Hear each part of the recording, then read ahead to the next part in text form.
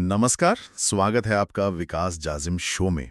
आज हम राजस्थान राज्य राजनीति के एक महत्वपूर्ण विषय को बहुत आसान भाषा में समझने जा रहे हैं। आज हम जिनकी बात करने वाले हैं वो राजस्थान की राजनीति के एक ऐसे स्तंभ हैं जिन्हें समझना प्रदेश की राजनीति को समझने जैसा है। हम बात कर रहे हैं श्री हरिदेव जोशी की। चलिए उनके जीवन की कुछ बुनियादी जानकारी से शुरू करते हैं। जी। उनका जन्म हुआ था 17 दिसंबर 1921 को बांसवाड़ा के खांदूग्राम में। और उनका निधन हुआ 28 मार्च 1995 को जयपुर में। देखिए, हरिदेव जोशी जी सिर्फ एक नेता नहीं थे, बल्कि वो अपने आप में एक संस्था की तरह थे। संस्था, हाँ। उनका राजनीतिक जीवन कई दशकों तक फैला रहा और उन्होंने राजस्थान की राजनीति को बनते और बदलते हुए बहुत करीब से देखा और उसे दिशा भी दी। उन्हें प्रदेश के सबसे वरिष्ठ और प्रभावशाली नेताओं में गिना जाता है। और यहाँ एक ऐसी बात है जो उन्हें राजस्थान के पूरे राजनीतिक इतिहास में बिल्कुल अलग खड़ा करती है। कौन सी? ऐसी सुविधाएं थीं और न ही उतनी जागरूकता। हाँ, बिल्कुल। तब शारीरिक चुनौतियों का सामना करते हुए प्रदेश की राजनीति के शिखर तक पहुंचना, ये उनकी असाधारण इच्छा शक्ति और दृढ़ संकल्प को दिखाता है। उन्होंने कभी अपनी शारीरिक स्थिति को अपनी राजनीतिक महत्वाकांक्षा के आड़े नहीं आने दिया। तो हम अगले भाग पर आते हैं जिसका नाम है शिक्षा एवं पत्रकारिता। ये जानना बहुत दिलचस्प है कि हरिदेव जोशी का सार्वजनिक जीवन सीधे राजनीति की गलियों से शुरू नहीं हुआ। उनकी शुरुआत एक तरह से कलम और कागज से हुई थी। पत्रकारिता से? जी। वे राजनीति में पूरी तरह से सक्रिय होने से पहले पत्रकारिता के क्षेत्र से बहुत गहराई से जुड़े हुए थे। बिल्कुल। और ये कोई शौकिया काम नहीं था।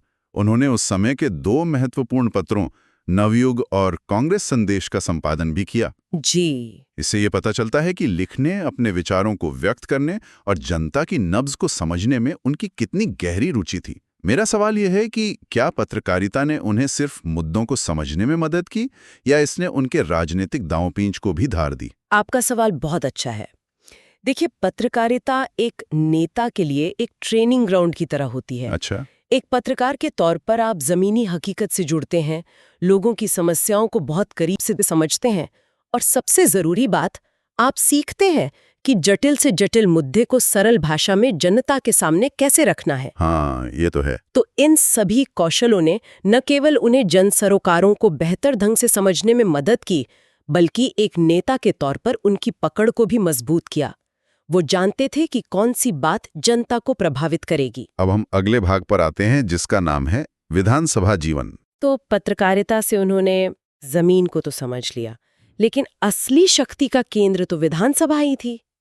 और विधानसभा में उनका सफर किसी कीर्तिमान से कम नहीं था।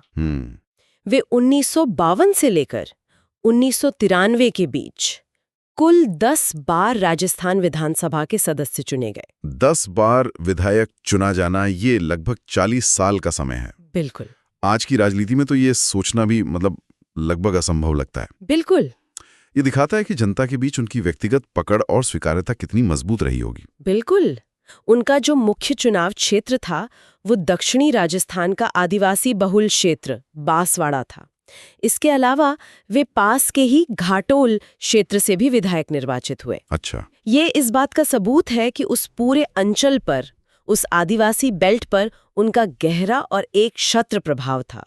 वो वहां के लोगों की आवाज बन चुके थे। एक और बात यहाँ बहुत ध्यान देने वाली है, इतने लंबे और सफल राजनीतिक जीवन के बावजूद वे कभी भी लोकसभा या राज्यसभा के सदस्य नहीं रहे। हाँ, ये बहुत दिलचस्प है। उन्होंने अपना पूरा ध्यान और अपनी पूरी ऊर्जा सिर्फ और सिर्फ राजस्थान की राजनीति पर ही केंद्रित रखी। ये उनकी राजनीतिक रणनीति को दिखाता है।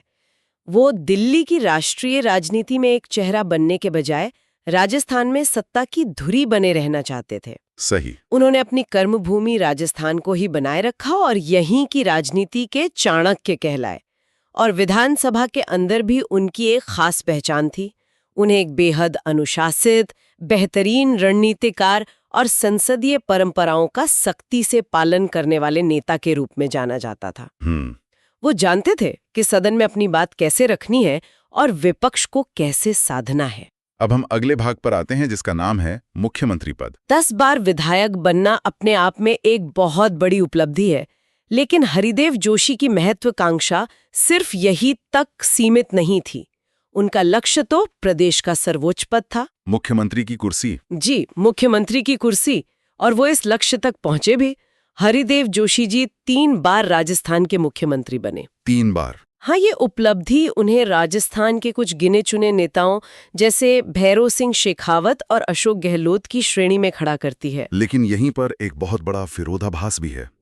एक तरफ वो नेता जो लगातार 10 बार विधानसभा चुनाव जीतता है, जी, और दूसरी तरफ वो मुख्यमंत्री जो 3 बार कुर्सी पर बैठने के बावजूद एक बार भी अपना 5 वर्ष का कार्यकाल पूरा नहीं कर पाता। ये कैसे हुआ? यही तो राजस्थान की राजनीति का सबसे दिलचस्प पहलू है। उनका एक भी कार्यकाल 5 साल तक नहीं चला। ये उस दौर की भयानक राजनीतिक अस्थिरता को दिखाता है। तब सरकारों का बनना और गिरना लगातार चलता रहता था। इसके पीछे कभी पार्टी के भीतर की गुटबाजी होती थी, तो कभी दिल्ली से चलने वाली हवाएं। अच्छा। हरिदेव जोशी चुनाव जीतना तो जानते थे, लेकिन अपनी ही पार्टी के भीतर के समीकरणों को हमेशा साध नहीं पाए। अब हम अगले भाग पर आते हैं, जिसका नाम है मुख्यमंत्री कार्यकाल। चलिए अब उनके तीनों कार्यकालों की तिथियों को समझते हैं, क्योंकि हर कार्यकाल की अपनी एक अलग कहानी और अपना एक अलग राजनीतिक संदर्भ है। उनका पहला कार्यकाल 11 अक्टूबर 1973 से शुरू हुआ और 29 अप्रैल 1977 तक चला। जी, ये लगभग 3.5 साल का कार्यकाल था। हाँ, और ये वो दौर था जब देश में इमरजेंसी यानी आपातकाल लगा था। तो ये कार्यकाल राजनीतिक रूप से बहुत उथल-पुथल भरा रहा। इसके बाद एक लंबा अंतराल आया। फिर वे दूसरी बार मुख्यमंत्री बने। उनका दूसरा कार्यकाल 10 मार्च 1985 से 20 जनवरी 1988 तक रहा। यह भी 3 साल से कम का ही कार्यकाल था। और उनका तीसरा और सबसे छोटा कार्यकाल वो 4 दिसंबर 1989 से शुरू हुआ और बस कुछ ही महीनों बाद 4 मार्च 1990 को समाप्त हो गया। बस 3 महीने? जी। ये कार्यकाल तो मुश्किल से 3 महीने ही चला। ये दिखाता है कि 90 का दशक आते आते राजनीति कितनी अस्थिर हो चुकी थी। अब हम अगले भाग पर आते हैं, जिसका नाम है राष्ट्रपति शासन से संबंधित तथ्य। हरिदेव जोशी के मुख्यमंत्री काल में एक बहुत बड़ी संवैधानिक घटना भी हुई, जिसका राजस्थान की राजनीति पर बहुत गहरा असर पड़ा। क्या हुआ था? साल 1977 में राजस्थान में दूसरी बार राष्ट्रपति शासन लगाया गया था। और ये राष्ट्रपति शासन उन्हीं के पहले कार्यकाल के अंत में लगा था। इसका सीधा कारण ये था कि वो विधानसभा में अपना बहुमत साबित नहीं कर पाए थे। लेकिन इसके पीछे की कहानी क्या थी? इसके पीछे की कहानी राष्ट्रीय राजनीति से जुड़ी है। 1977 में केंद्र में इंदिरा गांधी की सरकार चुनाव हार गई और जनता पार्टी की सरकार बनी। हाँ, वो दौर तो बहुत। उस समय केंद्र सरकार ने अनुच्छेद 356 का एक कह सकते हैं कि राजनीतिक हथियार के रूप में इस्तेमाल किया और कई कांग्रेस शासित राज्यों की सरकारें बर्खास्त कर दी। अच्छा, अब हम अगले भाग पर आते हैं, जिसका नाम है प्रशासनिक एवं संरचनात्मक निर्णय। मुख्यमंत्री के तौर पर उन्होंने कुछ बहुत बड़े और दूरगामी प्रभाव वाले प्रशासनिक निर्णय भी लिए। इनमें सबसे प्रमुख था 1987 में राजस्थान में संभागीय व्यवस्था को फिर से शुरू करना। ये एक बहुत बड़ा कदम था। क्या आप इसे थोड़ा और विस्तार से समझा सकती है कि ये व्यवस्था क्या थी और इसे फिर से शुरू करने का क्या महत्व था? जरूर। देखिए, राजस्थान में प्रशासन को सुचारू रूप से चलाने के लिए जिलों के ऊपर संभाग बनाए गए थे, लेकिन 1962 में तत्कालीन मुख्यमंत्री मोहनलाल सुखाड़िया जी ने यह कहते हुए इस व्यवस्था को बंद कर दिया था। बंद कर दिया था? जी, कि ये गैर जरूरी है और इससे प्रशासनिक खर्च बढ़ता है। लगभग 25 साल बाद हरिदेव जोशी ने महसूस किया कि राज्य का आकार बढ़ रहा है, आबादी बढ़ रही है और प्रशासनिक चुनौतियां जटिल हो रही हैं। इसलिए प्रशासन को आम लोगों के करीब ले जाने और विकेंद्रीकरण के लिए संभागों का होना बहुत जरूरी है। ये एक ऐतिहासिक फैसला था। और इसी क्रम में उन्होंने एक नया संभाग भी बनाया। 26 जनवरी 1987 को अजमेर को राजस्थान का 6ठा संभाग बनाया गया। बिल्कुल। ये निर्णय आज भी राजस्थान के प्रशासनिक ढांचे का एक महत्वपूर्ण हिस्सा है। बिल्कुल। इससे अजमेर और उसके आसपास के जिलों जैसे नागौर, भीलवाड़ा और टोंक के प्रशासन में काफी सुगमता आई। ये दिखाता है कि जोशी जी की प्रशासनिक समझ बहुत गहरी थी। अब हम अगले भाग पर आते हैं, जिसका नाम है सामाजिक एवं ऐतिहासिक निर्णय। उनके कार्यकाल में एक बहुत ही दुखद और चर्चित सामाजिक घटना भी हुई, जिसने पूरे देश को हिलाकर रख दिया था। आप सतीकांड की बात कर रहे हैं? जी। 1987 में सीकर के देवराला गांव में हुआ सतीकांड उन्हीं के मुख्यमंत्री काल में हुआ था। इस एक घटना ने राजस्थान की छवि पर एक गहरा दाग लगाया था।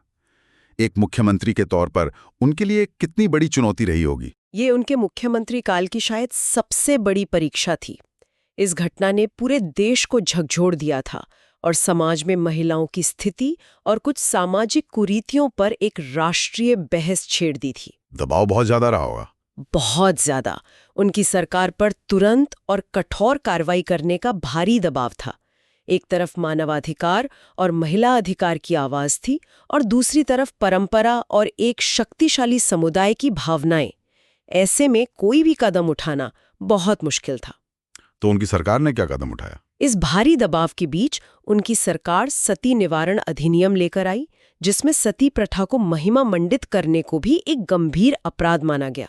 ये एक बहुत कठोर और प्रगतिशील कानून था। अच्छा। इसके अलावा उन्होंने कुछ सकारात्मक सामाजिक कार्य भी किए, खासकर उन आदिवासी समुदायों के लिए जिनसे वो खुद आते थे। उन्होंने जनजातीय क्षेत्रों के विकास पर विशेष ध्यान दिया। हाँ, ये तो उनका एक तरह से घरेलू मैदान था। जी। माही बजाज सागर परियोजना को तेजी से आगे बढ़ाना और जनजातीय क्षेत्रों के विकास के लिए एक ठोस दिशा तय करना उनके कार्यकाल की महत्वपूर्ण उपलब्धियों में से एक है।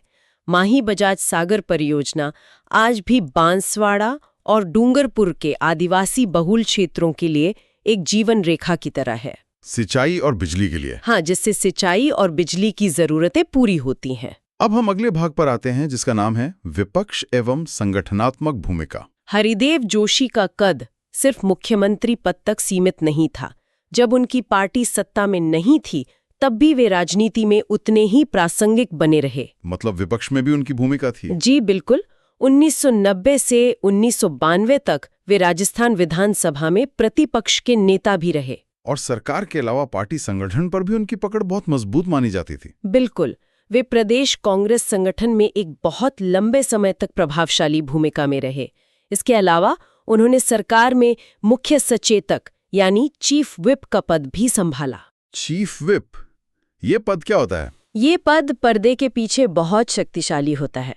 मुख्य सचेतक ही ये सुनिश्चित करता है कि पार्टी का हर विधायक सदन में मौजूद रहे, पार्टी के पक्ष में वोट करे और अनुशासन में रहे। अच्छा। इस पद पर बैठा व्यक्ति ही सदन के भीतर का असली रणनीतिकार होता है। अब हम अगले भाग पर आते हैं, जिसका नाम है राज्यपाल के रूप में भूमिका। अपने राजनीतिक जीवन के अंतिम पड़ाव में हरिदेव जोशी ने राज्यपाल के रूप में भी अपनी सेवाएं दी। ये उनके लंबे राजनीतिक अनुभव का एक तरह से सम्मान था। और उन्होंने एक नहीं बल्कि 3 राज्यों के राज्यपाल का पदभार संभाला। जी, वे पूर्वोत्तर के महत्वपूर्ण राज्य असम के राज्यपाल रहे। असम। इसके साथ ही वे एक और पूर्वोत्तर राज्य मेघालय के राज्यपाल भी रहे और उन्होंने पूर्वी भारत के एक बड़े और राजनीतिक रूप से बहुत महत्वपूर्ण राज्य पश्चिम बंगाल के राज्यपाल के रूप में भी कार्य किया। इन नियुक्तियों से क्या पता चलता है? ये दिखाता है कि राष्ट्रीय स्तर पर कांग्रेस आला कमान को उनके अनुभव और उनकी काबिलियत पर कितना भरोसा था। ये तीनों ही राज्य उस दौर में राजनीतिक रूप से काफी संवेदनशील थे। किसी भी संकट की स्थिति को संभालने के लिए एक अनुभवी नेता की जरूरत थी और हरिदेव जोशी उस भूमिका के लिए एकदम फिट थे। अब हम अगले भाग पर आते हैं, जिसका नाम है मुख्य सचिव हरिदेव जोशी के कार्यकाल में। ये सूची उन वरिष्ठ प्रशासनिक अधिकारियों की है जिन्होंने हरिदेव जोशी के अलग अलग मुख्यमंत्री कार्यकालों के दौरान मुख्य सचिव के रूप में काम किया। मुख्य सचिव राज्य का सर्वोच्च प्रशासनिक अधिकारी होता है और मुख्यमंत्री का सबसे भरोसेमंद सलाहकार भी। चलिए इन सभी के नाम जानते हैं। इनमें शामिल थे सुंदरलाल खुराना, मोहन मुखर्जी, आनंद मोहन लाल, नरेश चंद्रा और विपिन बिहारी लाल माथुर। जी, ये सभी भारतीय प्रशासनिक सेवा के बहुत ही अनुभवी और सम्मानित अधिकारी थे। लेकिन यहाँ एक और बात गौर करने वाली है। क्या? 3 छोटे-छोटे कार्यकालों में 5 मुख्य सचिव। हाँ, ये बहुत बड़ी बात है। ये दिखाता है कि राजनीतिक अस्थिरता का असर प्रशासन पर भी पड़ रहा था। बार बार मुख्य सचिव बदलने से प्रशासनिक नीतियों की निरंतरता पर असर पड़ता है। सही बात है। हर नए अधिकारी को मुख्यमंत्री की प्राथमिकताएं समझने और अपनी टीम बनाने में वक्त लगता है। ये लिस्ट उनके कार्यकाल की प्रशासनिक अस्थिरता को भी दर्शाती है। अब हम अंतिम भाग पर आते हैं, जिसका नाम है स्मृति एवं विरासत। हरिदेव जोशी की याद में और उनके योगदान को सम्मान देने के लिए जयपुर में एक महत्वपूर्ण संस्थान की स्थापना की गई है। अच्छा। उनके सम्मान में स्थापित इस विश्वविद्यालय का नाम है हरिदेव जोशी पत्रकारिता एवं जनसंचार विश्वविद्यालय। यह उनके पत्रकारिता के शुरुआती जीवन को एक सच्ची श्रद्धांजलि है। ये दिखाता है कि राजनीति के शिखर पर पहुंचने के बाद भी उनकी जड़ों को याद रखा गया। बिल्कुल, ये उनकी पूरी यात्रा को पूरा करता है, एक तरह से एक दायरे में पूरा करता है। राजस्थान की राजनीति में आज भी उन्हें उनकी जबरदस्त रणनीतिक सोच, संसदीय कौशल और सिद्धांतवादी नेतृत्व के लिए सम्मान के साथ याद किया जाता है। उनकी विरासत एक ऐसे नेता की है जो जमीन से उठकर प्रदेश के सर्वोच्च पद तक पहुंचा। लेकिन साथ ही यह विरासत राजस्थान की उस राजनीतिक अस्थिरता की कहानी भी कहती है जिसने उन्हें कभी भी चैन से 5 साल राज नहीं करने दिया। यदि आपको ये व्याख्या पसंद आई हो तो हमारे YouTube चैनल विकास जाजिम को सब्सक्राइब करें। इस ऑडियो को अपने दोस्तों के साथ शेयर करें और अगर पसंद आया हो तो लाइक जरूर करें। अपने सुझाव और विचार कमेंट बॉक्स में अवश्य लिखें। धन्यवाद।